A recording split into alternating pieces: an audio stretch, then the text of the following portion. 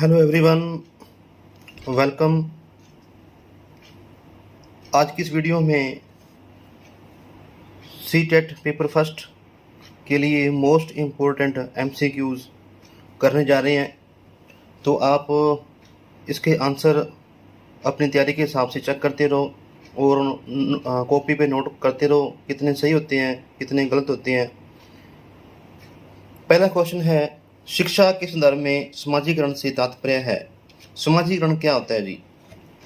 सामाजिक वातावरण में अनुकूलन और समायोजन, अपने सामाजिक मानदंड बनाना, सामाजिक मानदंडों का सदैव अनुपालन करना, समाज में बड़ों का सम्मान करना।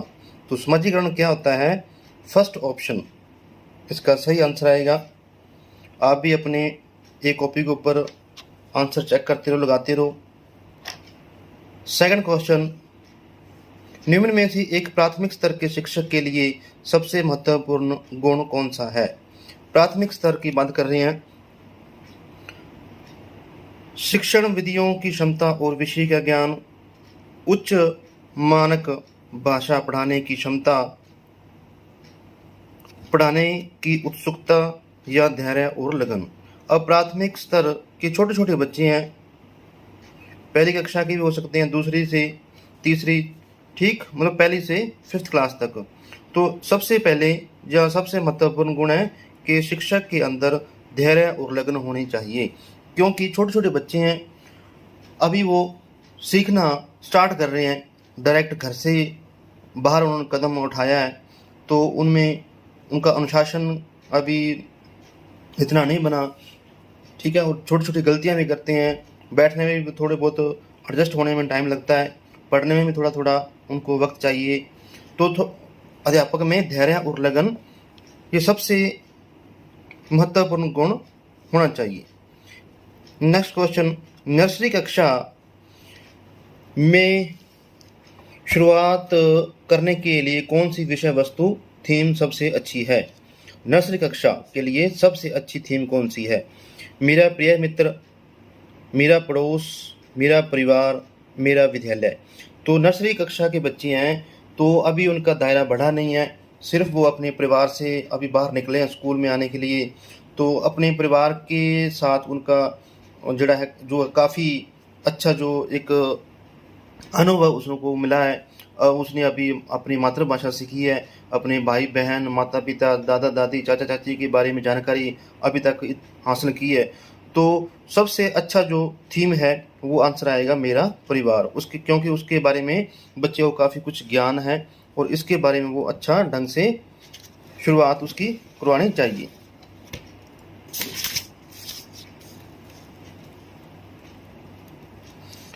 नेक्स्ट क्वेश्चन है, बड़ा जूम कर लेते हैं इसको।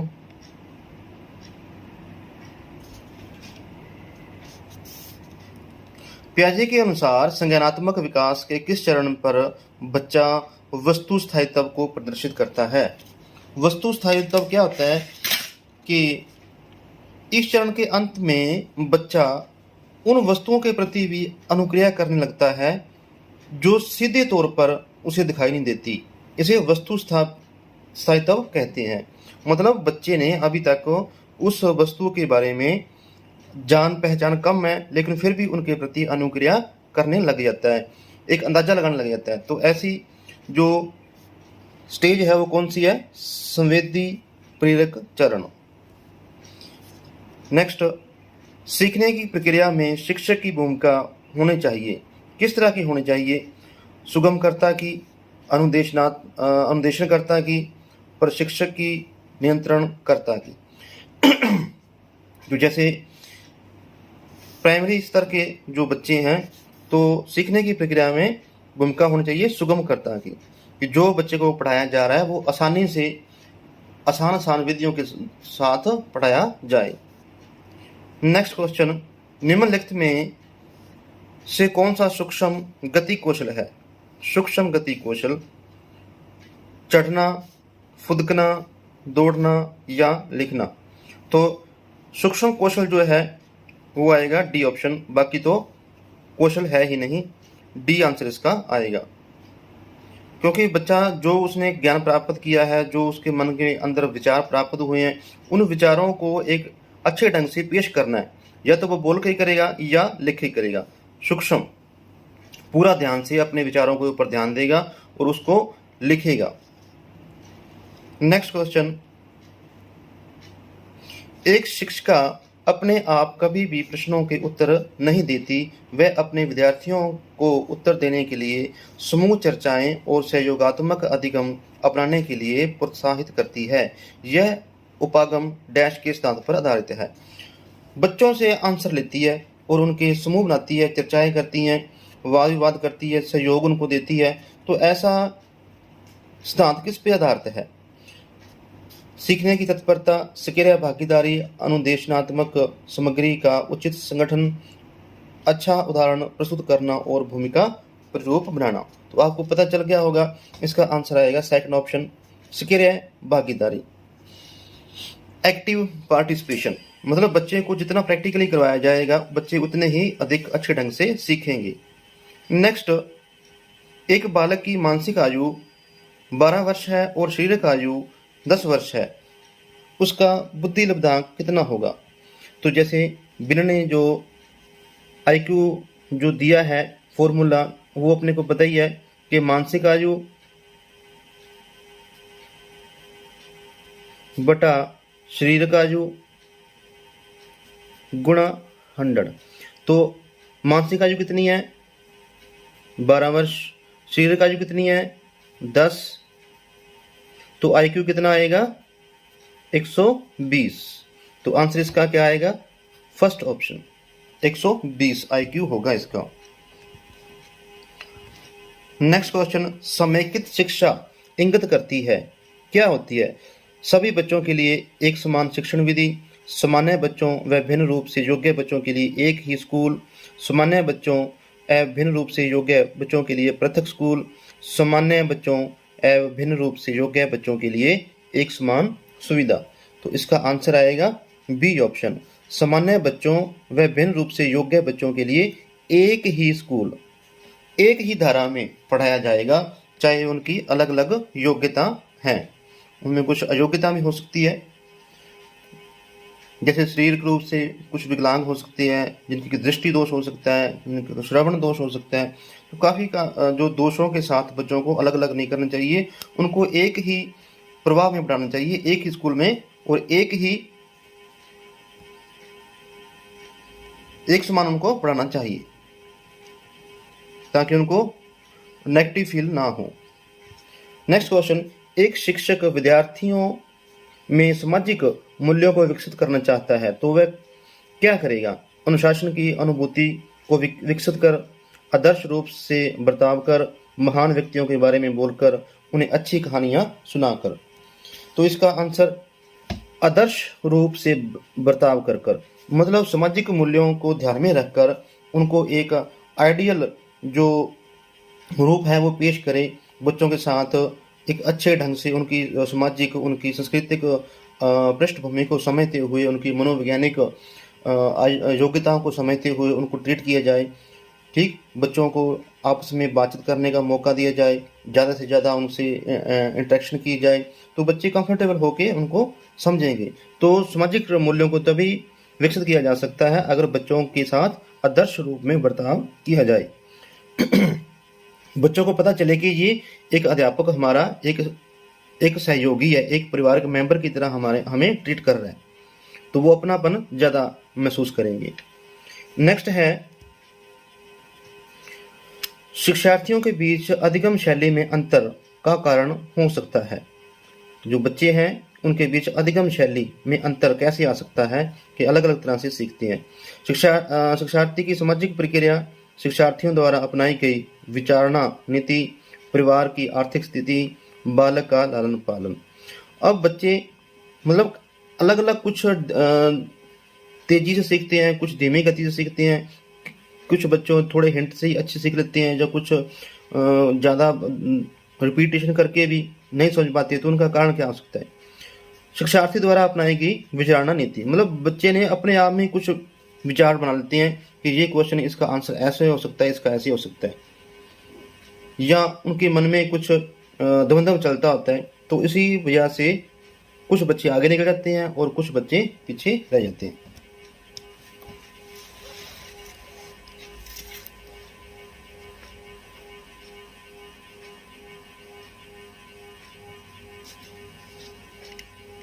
नेक्स्ट क्वेश्चन देखते हैं।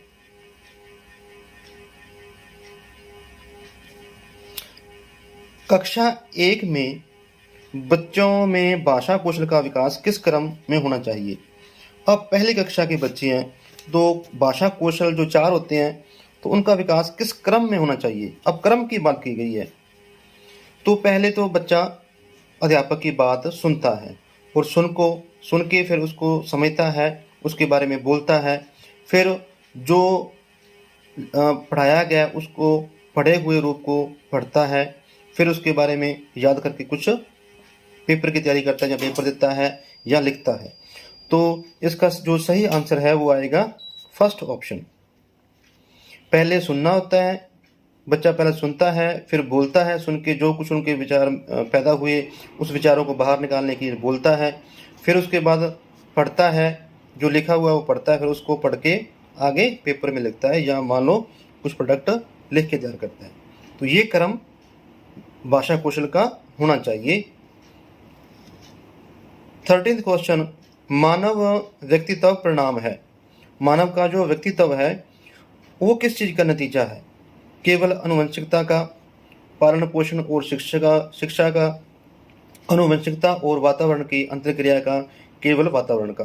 तो सीधा साधा इसका आंसर आ रहा है तीसरा ऑप्शन।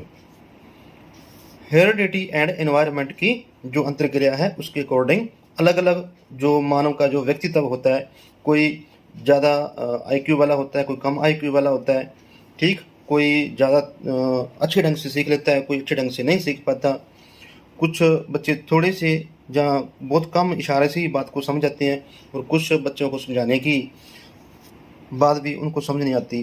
तो उनका अलग अलग नेचर होता है। उसका कारण क्या होता है? आनुवंशिकता और वातावरण। 14th क्वेश्चन, कक्षा 1 और 2 स्तर के बच्चे, कक्षा 1 है और 2, ठीक, तो कैसे सीखते हैं? अमूर्त अनुभवों से शीघ्र सीखते हैं, मूर्त अनुभवों से शीघ्र सीखते हैं, पढ़कर शीघ्र सीखते हैं या लिखकर शीघ्र सीखते हैं।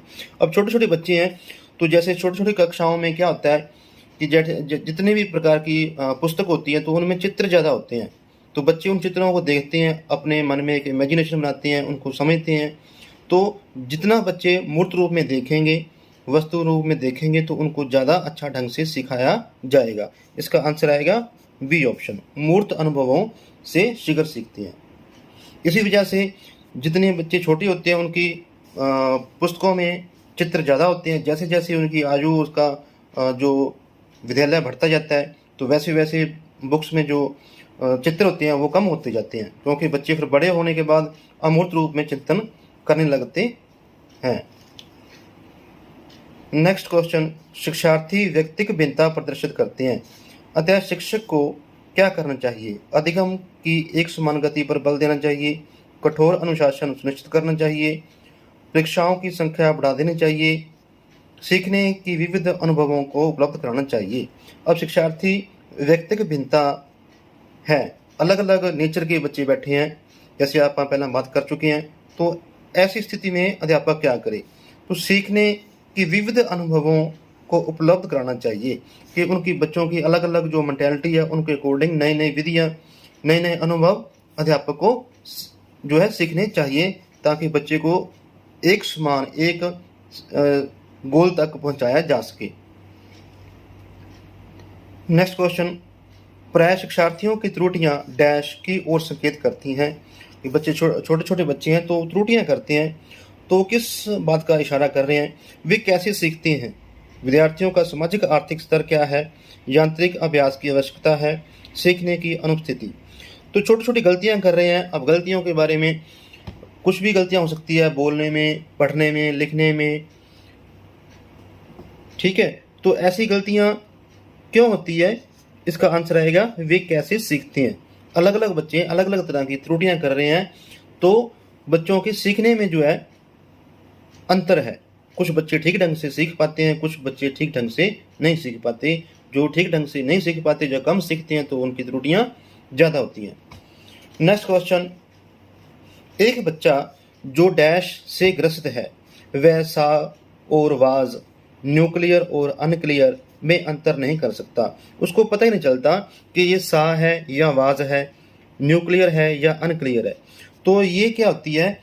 बच्चों की अधिगम अयोग्यता होती है, लर्निंग डिसेबिलिटीज। तो ये काफ़ी तरह की होती है। इनमें से ये अगर आ जाए क्वेश्चन के मुताबिक तो इसका आंसर क्या आएगा? डिसलेक्सिया। क्या आएगा आंसर? डिसलेक्सिया। अगर यहाँ पे बात की गई हो कि वो सा को वाज, न्यूक्लियर को अनक्लियर लिख देता है, लिखने में अगर आए तो फिर क्या आएगा? डिसमोर्फिया। अब लिखने की बात तो कहीं नहीं है, अब अंतर स्पष्ट नहीं कर पाता, तो इट मीन्स वो पढ़ने में अंतर नहीं कर पाता। तो पढ़ने की बात आएगी तो फिर डिसलेक्सिया आएगा। ये दोनों बातों को याद रखना। इसके ऊपर, इस टॉपिक के ऊपर अपनी वीडियो भी बनी हुई है, तो उस वीडियो को देखो ध्यान से। इसमें एक क्वेश्चन हर बार आ जाता है। नेक्स्ट क्वेश्चन, बच्चों के सीखने की प्रक्रिया में प्रगति तब हो सकती है जब हम उसकी प्रगति की नियमित रूप से जांच करें। बच्चों की प्रगति को नियमित रूप से जांचने के साथ साथ सुधारात्मक कदम उठाएं। बच्चों को नियमित रूप से गृह कार्य दें। बच्चों के लिए नियमित रूप से गतिविधियां आयोजित करवाएं। तो इसका आंसर उनकी प्रैक्टिकली जो देखते हैं आंसर वो आएगा बी ऑप्शन। बच्चों की प्रगति को नियमित रूप से जांचें और साथ साथ उनकी सुधारात्मक कदम उठाएं। मतलब बच्चे को क्या है, उनकी गलतियों को चेक किया जाए और उनकी गलतियों को सुधार किया जाए और एक अच्छे टारगेट के ऊपर लेके जाया जाए। बच्चे को कमियों को साथ साथ ही सुधार करना चाहिए। ऐसी सीखने की प्रक्रिया होनी चाहिए। नेक्स्ट क्वेश्चन, कोलबर्ग के अनुसार शिक्षक बच्चों में नैतिक मूल्यों का विकास कर सकता है। जो कोलबर्ग है उसने सिद्धांत दिया था नैतिक मूल्यों का सिद्धांत। तो बच्चों में नैतिक मूल्यों का विकास कैसे किया जाए? तो कोलबर्ग के अनुसार इसका आंसर देना है, नैतिक मुद्दों पर आधारित चर्चाओं में उन्हें शामिल करके कैसे व्यवहार किया जाना चाहिए, इस पर कठोर निर्देश देकर, धार्मिक शिक्षा को महत्व देकर या व्यवहार के स्पष्ट नियम बनाकर।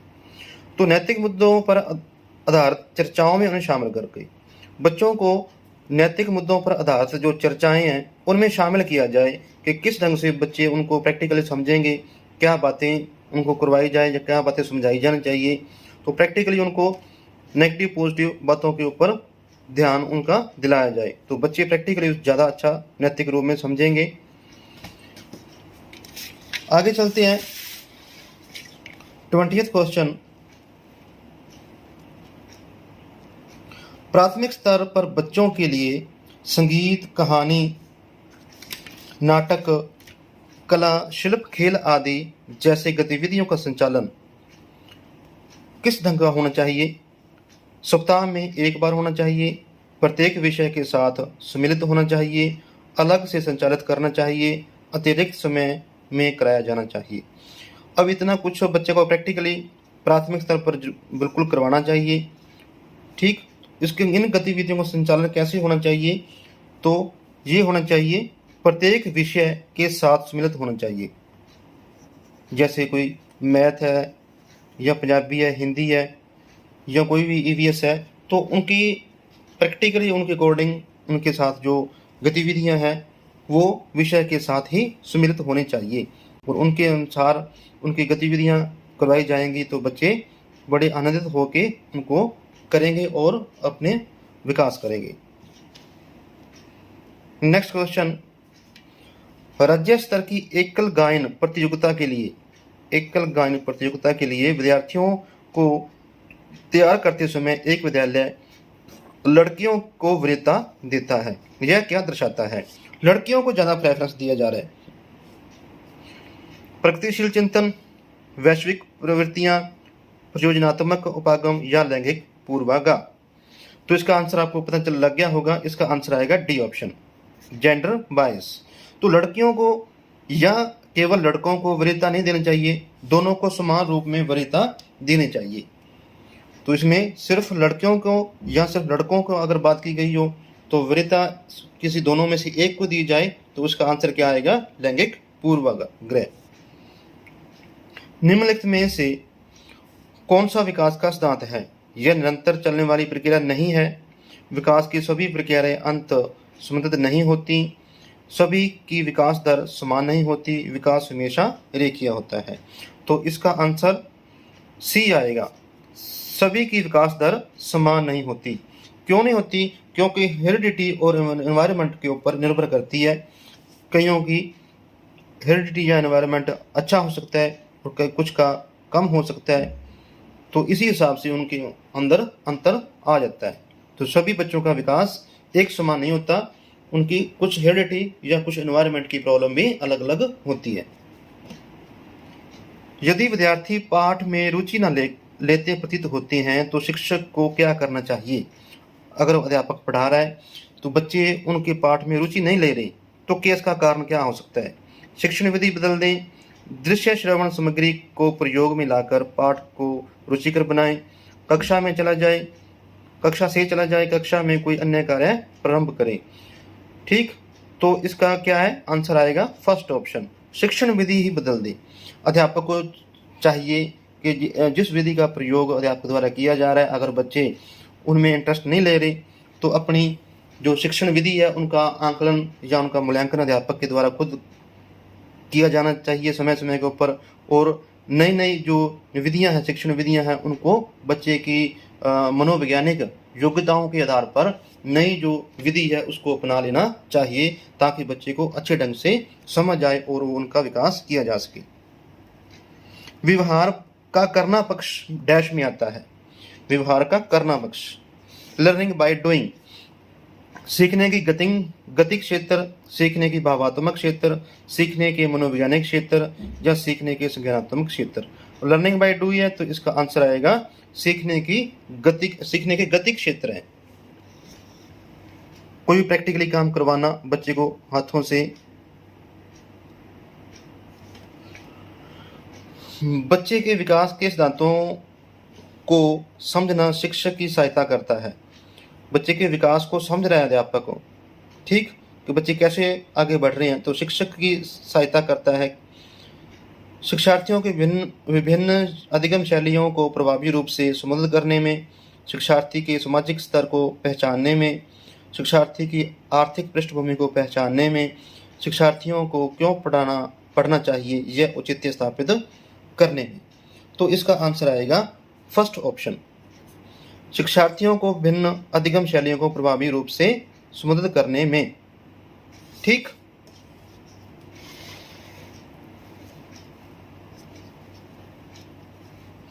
नेक्स्ट, बच्चे उसी वातावरण में सीख सकते हैं जहां कैसा वातावरण हो, उनके अनुभवों एवं भावनाओं को उचित स्थान मिले, उन्हें खेलने का मौका मिले, उन्हें मित्र बनाने का मौका मिले, कड़ा अनुशासन हो।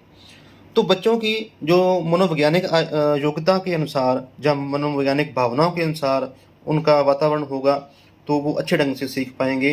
तो इसका आंसर आएगा पहला ऑप्शन, उनके अनुभवों एवं भावनाओं को उचित स्थान जहाँ मिले तो वहाँ बच्चे ज़्यादा कंफर्टेबल फील करेंगे और उनके ज़्यादा अच्छे ढंग से सीख पाएंगे।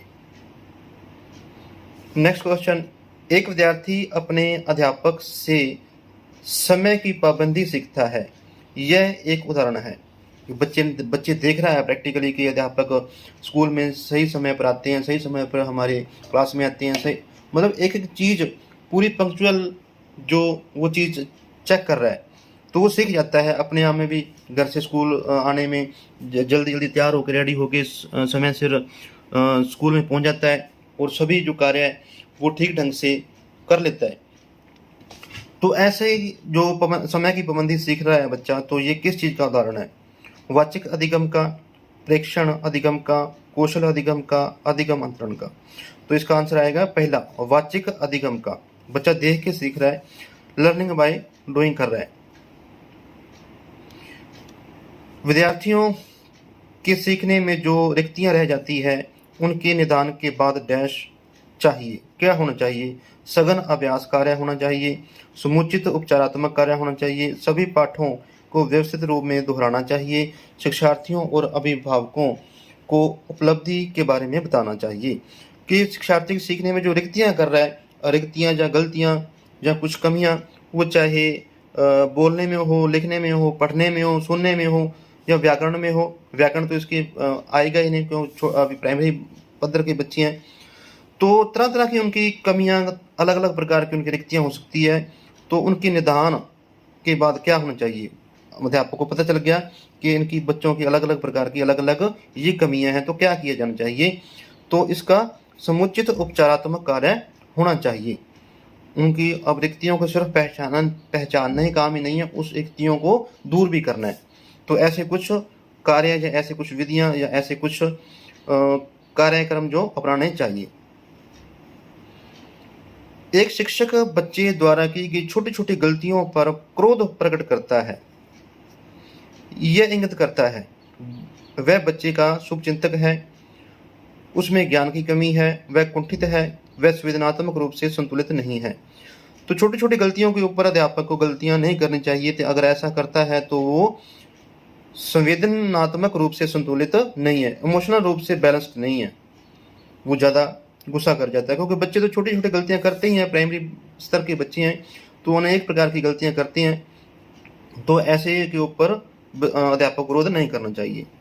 नेक्स्ट क्वेश्चन है NCF 2005 के संबंध में निम्न में कौन सा कथन सही है। अब ये अपने पूरा टॉपिक पढ़ा होगा।